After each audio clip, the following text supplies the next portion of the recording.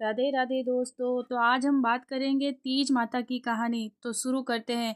एक साहूकार था, उसके 7 बेटे थे। सतु तीज का दिन आया। 6 बेटों की बहुओं के पियर से तो सतु के पिंडे आए। 7वीं अर्थात सबसे छोटी बहू के पियर नहीं था, सो उसके पिंडा नहीं आया। उसने अपने पति से कहा, मैंने सातुड़ी तीज का व्रत किया है, मुझे पिंडा लाकर दो। सबके तो पीहर से आया है। साहूकार गरीब था, से सभी भाइयों के पास धन था।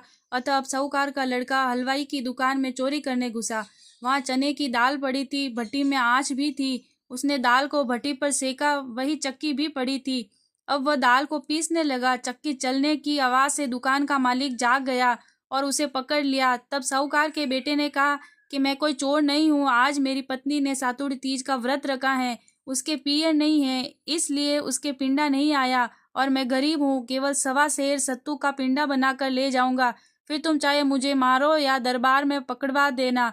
इस पर दुकान के मालिक ने कहा कि तुम घर जाओ, हम सुबह पिंडवा भिजवा देंगे। तुम्हारी पत्नी को हमने बेटी मान लिया है। दूसरे दिन 1.25 सेर का पिंडा और वस्त्र आदि दुकान के मालिक ने साहूकार के घर भिजवा दिया।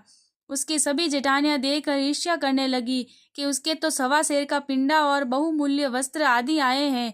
सास ने पूछा, तू तो कहती थी कि मेरे पियर नहीं है, तो फिर ये इतना सब कहाँ से आया? बहू ने उत्तर दिया कि ये मेरे धर्म के माता पिता ने भेजा है, उसको तीज माता ने पियर दिया है, जैसे सबको देना।